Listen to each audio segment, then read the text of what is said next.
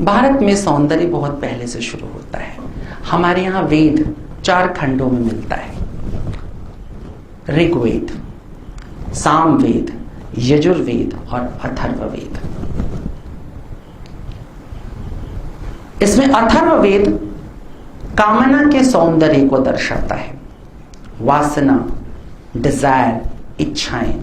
अगर तुम्हें इच्छाओं का सौंदर्य देखना है तो तुम्हें अथर्ववेद में झांकना पड़ेगा। अगर तुम्हें कर्म का सौंदर्य समझना है, सबसे सुंदर कर्म कैसे होंगे, तो तुम्हें यजुर्वेद देखना पड़ेगा। यजुर्वेद कर्म का सौंदर्य है। सभी कर्म यज्ञ हैं।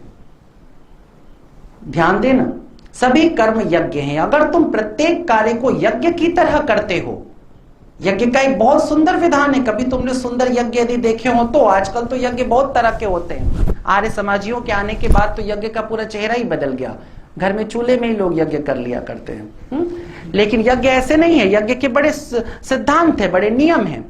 एक खास तरह की यज्ञशाला बनती है, उस यज्ञशाला का सुंदर श्रृंगार होता है। उस पूरे श्रृंगार के बाद वहां पर सारे के सारे इकट्ठा होते हैं। उसके अलग अलग पंडितों के नाम होते हैं, फिर देवताओं का आह्वान होता है और उसके बाद फिर अग्नि प्रज्वलित की जाती, फिर यज्ञ शुरू होता है। ये जो इतना बड़ा जो कर्मकांड हम कर रहे हैं, ये सारा का सारा कर्मकांड यदि हमारे प्रत्येक कार्य में शामिल हो जाता है तो हमारा प्रत्येक कार्य यज्ञ की तरह हो जाता है। अगर आप सचमुच किसी सुंदर यज्ञ में शामिल हैं तो यज्ञ से सुंदर कोई कर्म नहीं है। यजुर्वेद कर्म का सौंदर्य है। सामवेद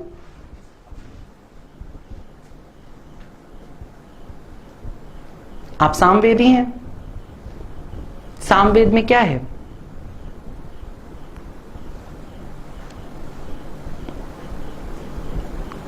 बताएं।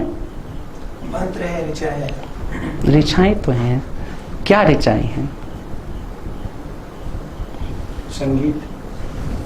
संगीत है, संगीत है, दर्शन है। साम मतलब गायन। गीता में कृष्ण कहते हैं और वेदों में मैं साम वेद हूं।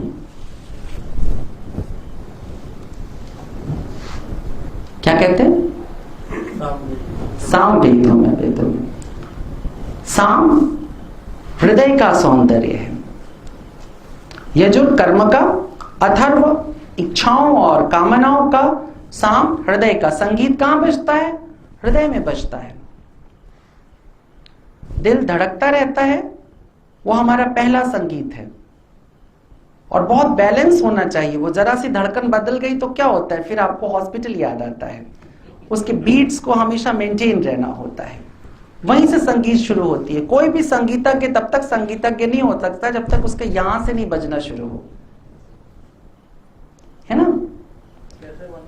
लता जी जब गाती हैं तो यहां से बजता है और यहीं पहुंचता है। दिल से जो बात निकलती है असर रखती है, पर नहीं ताकते परवाज मगर रखती है।